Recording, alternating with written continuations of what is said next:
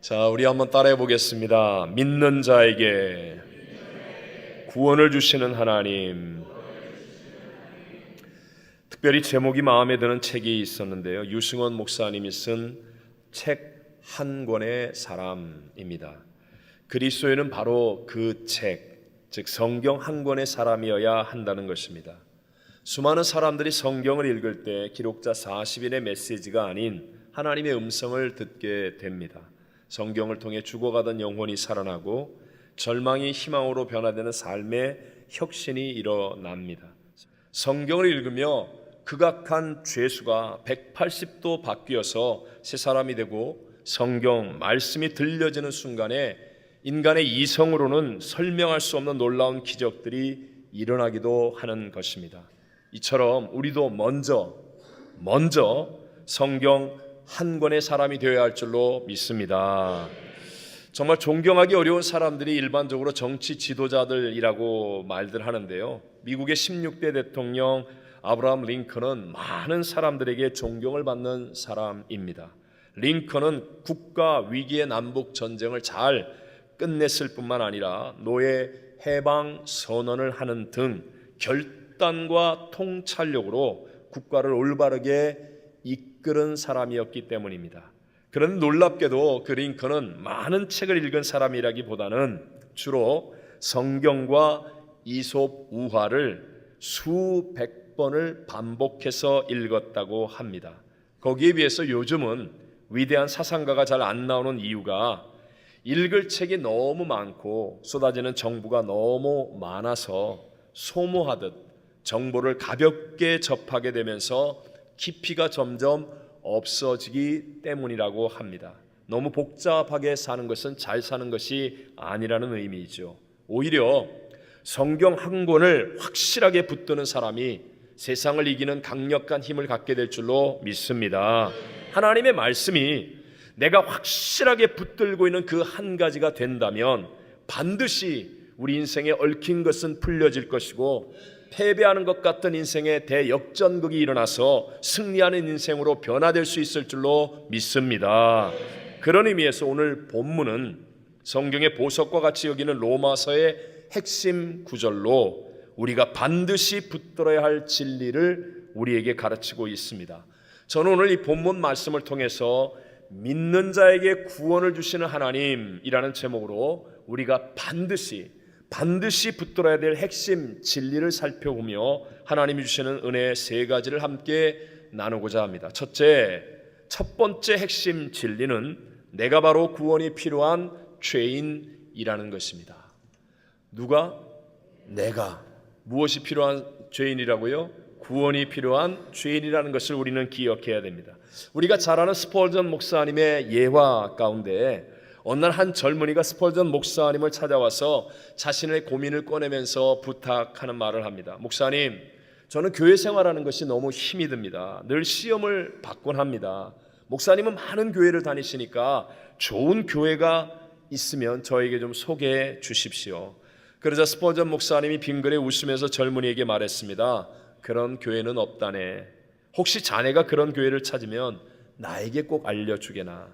나도 그 교회 교인이 되고 싶네.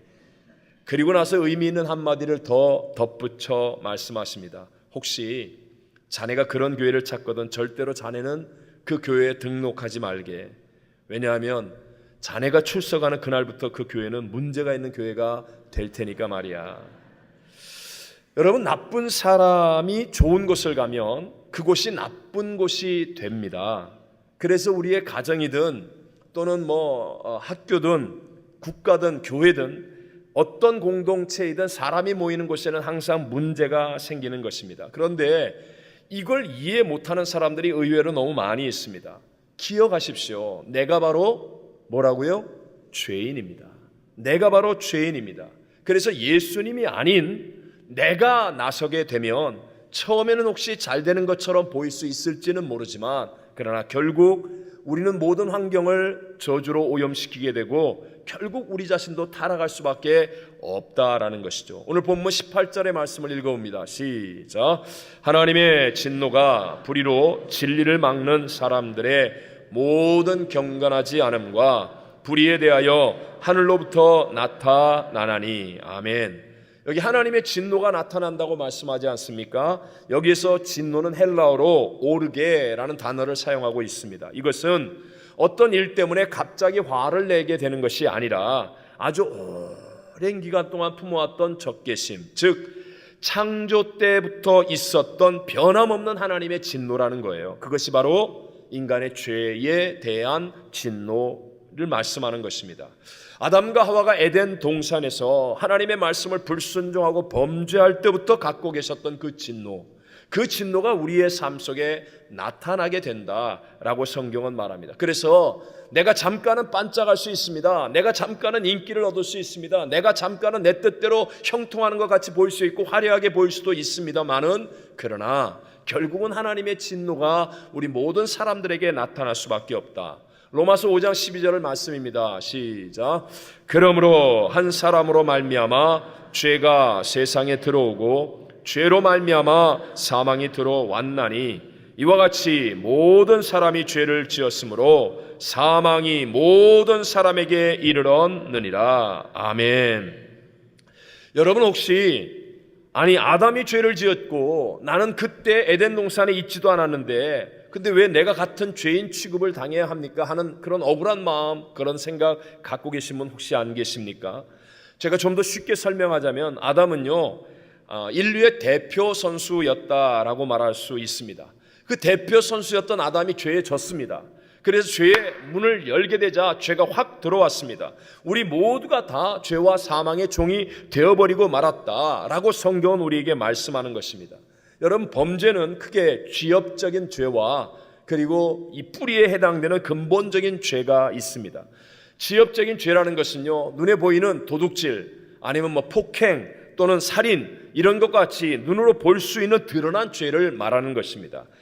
우리는 일반적으로 생각할 때 이런 드러나는 죄를 범하지 않거나 들키지 않으면 죄를 짓지 않은 것처럼 생각하게 되는데, 그러나 우리의 중심을 살피는 성경은 그렇게 말하지 않고 죄를 짓게 만드는 우리의 보이지 않는 죄의 뿌리를 말씀하고 있는 것입니다. 비록 가늠하지 않아도 여자를 보고 마음에 음욕을 품어도 가늠하는 것과 같다라고 말합니다. 비록 겉으로 드러나는 살인을 행하지 않아도 내 마음속에 형제를 미워하는 마음을 품어도 이미 살인한 것과 같다라고 말씀하는 것입니다. 그런데 여러분, 우리가 어떤 사람입니까? 아담과 똑같은 자유의지를 가지고 그 속에 마찬가지의 죄의 뿌리가 있는 사람입니다. 자유의지를 가지고 선택할 수 있다는 거죠. 그런데 문제가 무엇이죠? 우리 중에 어떤 사람도 아담보다도 더 잘할 수 있는 사람이 없다라는 거예요. 아담이 죄의 종이 된 것 같이 우리도 마찬가지의 죄의 뿌리, 자유의지의 선택의 이 조건을 가지고 있기 때문에 아담이 실패한 것처럼, 대표 선수가 실패한 것처럼 우리도 실패할 수밖에 없다는 사실을 인정해야 된다는 것이죠. 다시 한번 아담과 하와로 돌아와서요, 아담은 우리가 생각하는 것보다 훨씬 더 완벽한 사람입니다. 그리고 그 환경은 최고로 좋은 환경이었습니다. 하나님과 저녁 서늘한 동산을 매일 거닐며 하나님과 교제를 나누기까지 했었습니다. 모든 사물의 이름을 짓는 탁월한 능력을 가지고 있기도 했었습니다. 그런데 그런 아담이 실패했습니다. 대표 선수인 아담이 졌습니다. 그럼 우리도 자유의지를 가지고 그런 조건 속에서 있다면 우리가 과연 이길 수 있겠습니까?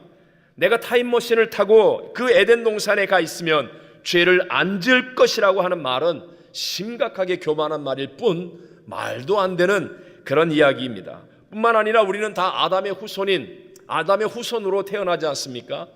우리가 지금 죄를 지어서 죄인이 된 게 아니라 사실은 죄를 지을 수밖에 없는 죄인으로 태어났기 때문에 우리는 죄를 짓고 있는 것입니다. 그리고 그 죄의 삭은 사망이라고 말하는 것입니다. 정말 말하기 힘들고 듣기도 거북하고 듣기도 싫은 말이 우리는 죄로 인해서 지옥 가는 존재가 된 것이 인간이라는 것입니다. 우리 인간은 율법으로도 선행으로도 우리의 노력으로도 우리 인간을 스스로 구원할 수 있는 길이 전혀 없는 존재입니다. 절망적인 존재라는 거죠. 우리가 비록 아무리 화려하게 보여도 부유하게 보여도 힘과 권력이 있어 보이고 유명하다 할지라도 그러나 결국 그 어떤 것도 우리를 구원의 길로 이르게 할 수는 없는 것입니다. 이렇게 세상에서 구원의 길이 안 보이니까 인간이 기껏해야 그 다음에 할 수 있는 것은 하나님이 없다고 하는 무신론을 강하게 주장하는 것입니다. 하나님이 창조하신 세상인데 내가 눈 감고 하나님이 없어 라고 한다고 하나님이 없어지거나 우리에게 다가올 하나님의 진노가 사라질 수 있겠습니까? 성경 19절 20절 오늘 본문의 말씀입니다. 읽습니다. 시작. 이는 하나님을 알만한 것이 그들 속에 보임이라. 하나님께서 이를 그들에게 보이셨느니라.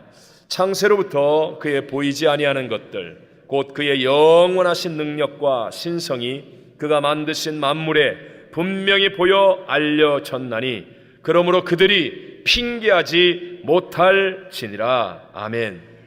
성경은 우리에게 분명히 말씀하죠. 하나님을 알만한 것들이 만물 속에 모든 사람들 앞에 펼쳐져 있다라고 말합니다. 우리 안에 양심도 있고 하나님이 이미 만들어 놓으신 천하 만물을 통해서 하나님이 지으신 것들을 다 알 수 있다. 모든 사람들이 핑계할 수 없을 것이다 라고 성경은 말하는 것입니다.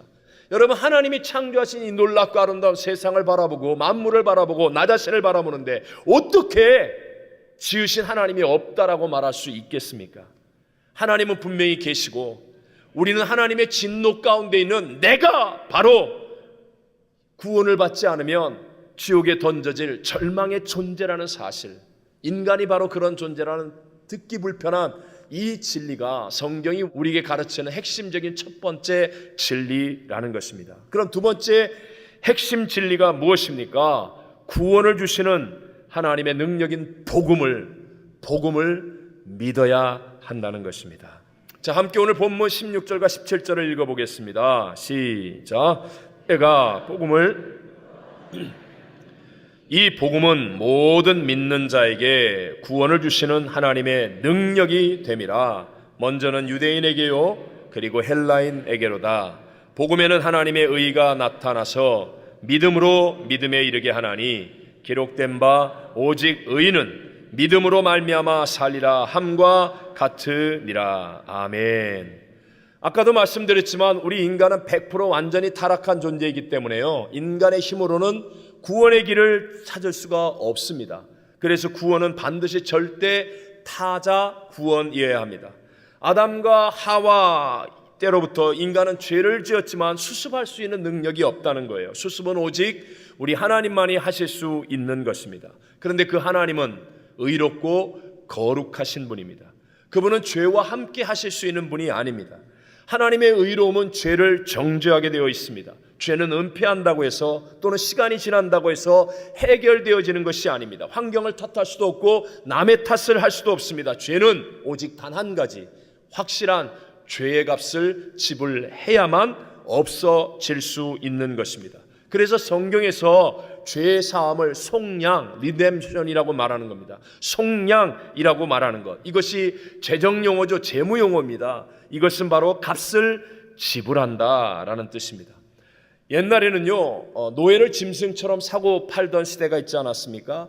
자, 제가 노예가 되었는데 제가 노예로부터 벗어날 수 있는 길은 한 가지입니다. 누군가 저에게 해당되는 노예의 값을 정확하게 지불해 주는 것입니다. 그리고 난 다음 나를 사서 예를 들어 노예 문서를 찢어버리고 나에게 자유인이 되었다고 선포해 주면, 그러면 저는 이제 노예가 아니라 값을 다 지불했기 때문에, 그리고 지불한 사람이 나를 자유인이라고 하고 있기 때문에 나는 자유인이 될 수 있는 것입니다. 로마서 6장 23절의 말씀입니다. 시작. 죄의 삭은 사망이요 하나님의 은사는 그리스도 예수 우리 주 안에 있는 영생이니라. 아멘. 죄의 삭은 뭐라고요? 사망이라고 말씀합니다. 우리가 죽지 않기 위해서 죄의 삭을 지불하려고 하는데 죄의 삭이 사망입니다. 그래서 인간은 죽음의 문제를 극복할 수가 없는 것입니다. 그런데 하나님의 은혜, 은사는 그리스도 예수 안에는 영생이라고 말씀하고 있습니다. 우리는 꼼짝없이 죽은 이후에 영원한 사망, 즉 지옥에 갈 수밖에 없었는데 하나님께서 예수 그리스도를 이 땅에 보내어 주셔서 우리를 대신하여 죄가 사망을 십자가에서 지불하여 주심으로 말미암아 그 예수를 믿을 때 예수의 생명으로 우리는 구원을 얻을 수 있는 사람이 되는 줄로 믿습니다. 죄 값을 치른다고 하는 것은요, 누구든지 저 정도의 값이면 충분해 라고 인정해 주는 값이어야 됩니다. 만약에 죄의 값이 너무 적으면 사람들은 분노합니다. 인정할 수 없습니다. 공의가 이루어지지 않는다는 거죠. 즉 우리 인간의 죄값 사망을 지불할 때 이 정도면 충분해 라고 해야만 하늘의 천사나 이 땅의 만물과 사단까지도 꼼짝하지 못하고 그것을 인정할 수밖에 없게 된다는 거죠. 형편없는 죄인인 나, 죽기에 마땅한 나, 그런데도 나 같은 죄인을 위해서요, 하늘과 땅을 창조하신 하나님, 모든 것의 주인 되신 하나님, 그 하나님이 육신의 몸을 입고 이 땅에 오셨습니다. 그리고 십자가에서 나를 대신하여 엘리 엘리 라마 사박다니, 하나님이 어찌하여 나를 버리시나이까, 하나님의 죄에 대한 진노를 다 받으시고 다 이뤘다 하시고 죽으셨습니다. 충분합니까? 안 충분합니까? 아직도 안 충분합니까? 충분합니까? 안 충분합니까? 충분하다는 것입니다. 로마서 5장 8절로 10절은 이렇게 말씀합니다. 시작. 우리가 아직 죄인 되었을 때에 그리스도께서 우리를 위하여 죽으심으로 하나님께서 우리에 대한 자기의 사랑을 확증하셨느니라. 그러면 이제 우리가 그의 피로 말미암아 의롭다 하심을 받았으니 더욱 그로 말미암아 진노하심에서 구원을 받을 것이니 곧 우리가 원수 되었을 때에 그의 아들의 죽으심으로 말미암아 하나님과 화목하게 되었은즉 화목하게 된 자로서는 더욱 그의 살아나심으로 말미암아 구원을 받을 것이니라. 아멘. 여러분, 여기에서 중요한 오늘 우리의 고백입니다. 우리는 죄인이었습니다. 저와 여러분의 힘으로는요, 정말 구원의 길이 없었습니다. 그런데 하나님이 단 한 분밖에 없는 독생자 예수, 하나님이신 그분이 이 땅에 육신의 몸을 입고 오셔서요, 그 어마어마한 고난을 받으시고 십자가에서 바로 내 죄값 사망을 대신 페이해 주셨습니다. 이 어마어마한 대가를 바로 내가 사랑으로 입게 된 것입니다. 이 감격을 놓쳐서는 안 된다는 거예요. 흔히들 많은 사람들이 예수 믿지 않으면 지옥 간다라는 이 말을 이상하게 오해를 해서 기독교를 아주 독선적으로 배타적으로 이렇게 여깁니다. 예수 안 믿으면 지옥 가, 그런 하나님은 나쁜 하나님, 이런 식으로 표현하려고 합니다. 그러나 여러분 정확하게 이해하셔야 됩니다. 예수를 안 믿어서 지옥에 가는 게 아니라 우리는요, 복음과 아무 상관이 없다 할지라도 다 죄인이고 우린 다 영원히 지옥에 갈 존재였었습니다. 그런데 하나님의 공의와 사랑을 다 만족시킨 어마어마한 예수님의 십자가의 그 은혜, 십자가와 부활의 복음 때문에 마땅히 죽어야 할 내가 예수님 그 은혜 때문에 구원을 받아 천국 가는 영생 얻은 사람이 된 줄로 믿습니다. 한 번 더 예를 들어서 우리 이해를 위해 좀 설명하겠습니다. 오늘 우리 도미니카 선교사님 가족이 오셨는데요, 도미니카 시골에 있는 한 병자가 불치병으로 지금 죽어가고 있습니다.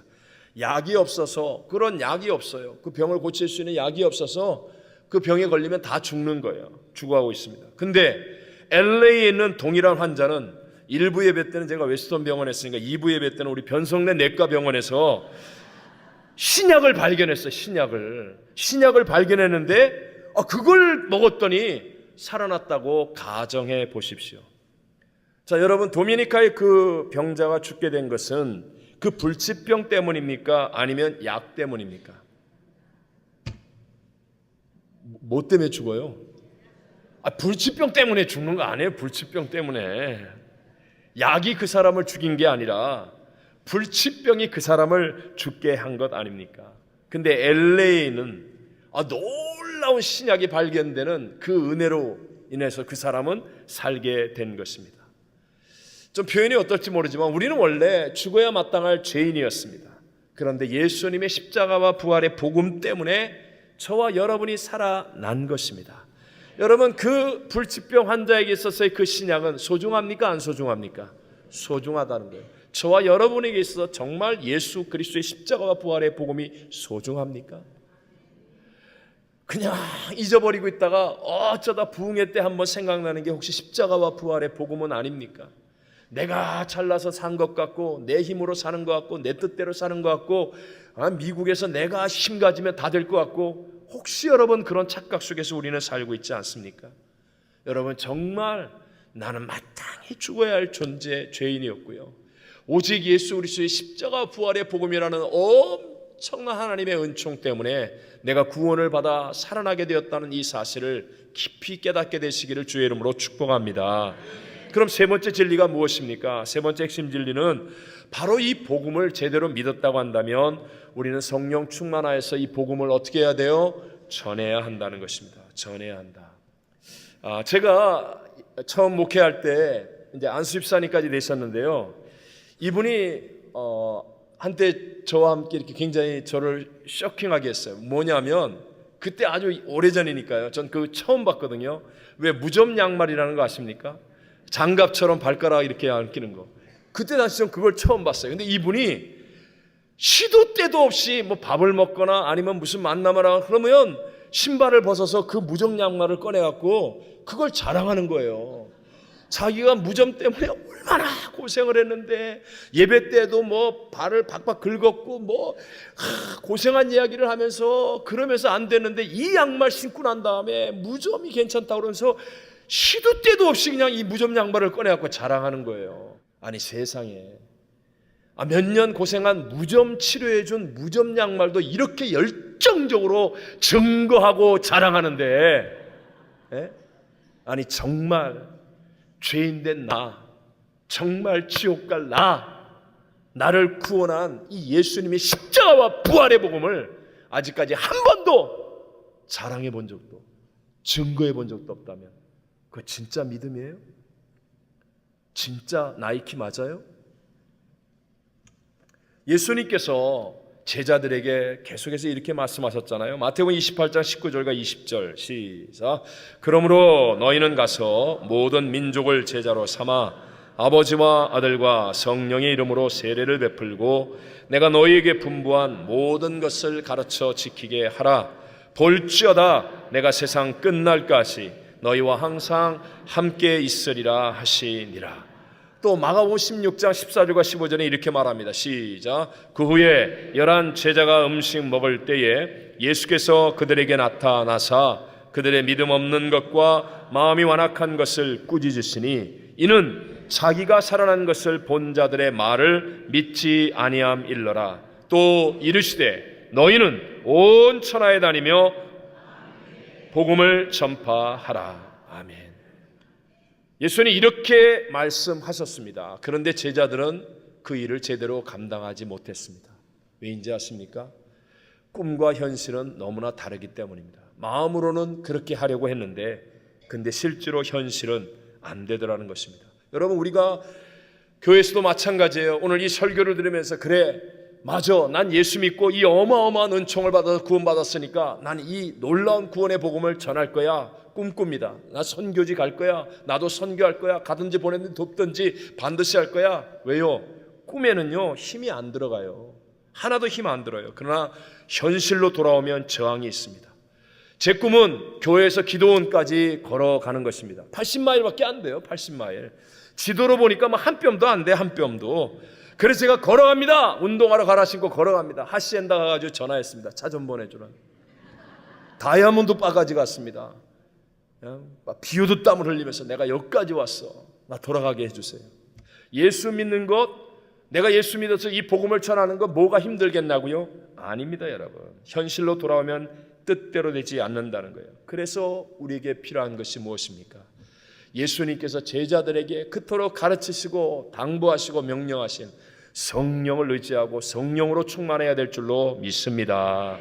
예수님의 제자들도 다 실패했어요. 그런데 놀랍게 반전이 일어나서 대역전승을 만들면서 이 복음의 증인이 되고 역사를 바꾸는 하나님의 위대한 사람들로 변화될 수 있었던 것은 바로 이 한 가지. 예수님 마지막 승천하시기 전에도 제자들에게 이 말씀밖에 안 하셨지 않습니까? 우리 사도행전 1장 4절과 5절 시작. 사도와 함께 모이사 그들에게 분부하여 이르시되 예루살렘을 떠나지 말고 내게서 들은 바 아버지께서 약속하신 것을 기다리라. 요한은 물로 세례를 베풀었으나 너희는 몇 날이 못되어 성령으로 세례를 받으리라 하셨느니라. 아멘. 원자폭탄 하나가 떨어지면 1억도에 1억도. 그래서 한 도시가 가루가 돼버립니다. 그러나 성령이 내 안에서 폭발하면 1억도 정도겠습니까? 내 앞에 어떤 문제가 있다 할지라도, 내 앞에 어떤 대적이 있다 할지라도, 내 앞에 어떤 어려움이 있다 할지라도 성령이 내 안에서 하나님의 능력, 다이너마이트 같은 능력을 터뜨려 주신다면 우린 다 극복하고 이기는 자가 될 줄로 믿습니다. 여러분, 우리에게 신분 문제가 있어요. 경제에 문제가 있어요. 건강에 어려움이 있습니다. 여러 가지 형편과 상황이 좋지 않습니다. 그럼에도 불구하고 성령이 내게 역사하면 내 직장 상사에게도, 나를 괴롭히는 사람에게도, 나를 힘들게 하는 사람에게도, 세상 어떤 곳에 가서도 놀라운 하나님의 능력, 내게 있지 아니하였던 하나님이 주시는 지혜와 능력과 용기를 가지고 이 복음을 증언하는 복 있는 사람이 되어질 줄로 믿습니다. 그래서 우리가 성령의 충만함을 위해 모이는 것 아닙니까? 이 예배에 성령 하나님이 함께 하심을 믿고 성령이 충만하기 위해 우리가 기도해야 되는 것 아닙니까? 주일 예배 한 번으로 안 되기 때문에 수요 예배, 금요 예배, 새벽 예배, 가정 예배, 구역 예배 우리가 모여서 하나님 앞에 간절히 기도하고 성령으로 충만케 하여 주옵소서. 그래서 내가 이 마지막 때 제자들처럼 실패가 아니라 성령 받은 제자들이 인생을 바꾸고 역전승을 이룬 것처럼 내 인생에도 하나님의 위대한 승리가 나타나게 하소서. 하나님이 주신 이 능력, 복음을 전하고 복음 안에 있는 하나님의 축복과 승리를 나도 누리게 하여 주시옵소서. 바로 이 일이 교회의 사명이며 저와 여러분의 삶을 승리로 이끌어가는 길인 줄로 믿습니다. 사도행전 1장 8절 우리 다 외우지만 우리 앞에 3번 시작. 오직 성령이 너에게 마시며, 한 번 더 오직 성령이 너에게 마시며, 한 번 더 오직 성령이 너에게 마시며 너희가 권능을 받고 예루살렘과 온 유대와 사마리아와 땅 끝까지 이르러 내 증인이 되리라 하시니라. 아멘. 하나님의 권능이 필요합니다. 이 마지막 시대에 나 자신을 이기고 원수마귀를 이기고 문제를 이기고 세상을 이기고 나의 약함을 이길 수 있는 하나님의 성령의 권능이 필요합니다. 여러분, 성령으로 충만함을 구하게 되시기를 바랍니다. 기도하게 되시기를 바랍니다. 성령님을 의지하게 되시기를 바랍니다. 성경이 약속하고 주님이 명령하신 내용입니다. 예수를 믿었다면, 정말 내가 복음의 은혜를 아는 사람이라면 성령을 의지해서 성령의 충만함으로 담대하게 복음을 전함으로 복음 안에 있는 하나님의 모든 선하고 위대한 역사와 그 복을 여러분의 것으로 누릴 수 있게 되시기를 바랍니다. 핵심 진리 3가지. 내가 바로 구원이 필요한 죄인입니다. 그래서 여러분, 아니 어저께 저렇게 훌륭했던 목사님이 오늘 왜 저러지? 당연한 거예요. 죄인이잖아요. 어저께 그렇게 헌신했던 장로님이 오늘 왜 저러지? 아니 그때 그렇게 잘하던 분이 왜 저래 요새? 그게 이상한 게 아니라니까요. 당연한 거라니까요. 우린 다 죄인이라니까요. 이 안에 죄의 성품이 솟아나오고 유혹이 솟아나오고 악이 솟아나오고 그래서 복음의 능력이 필요한 거예요. 그래서 단 한순간도 교만할 수 없는 거예요. 선줄로 생각하는 자는 넘어질까 조심해야 되는 거예요. 성령의 충만함을 구해야 하는 거예요. 성령님과 함께하는 신앙이 되시기를 바랍니다.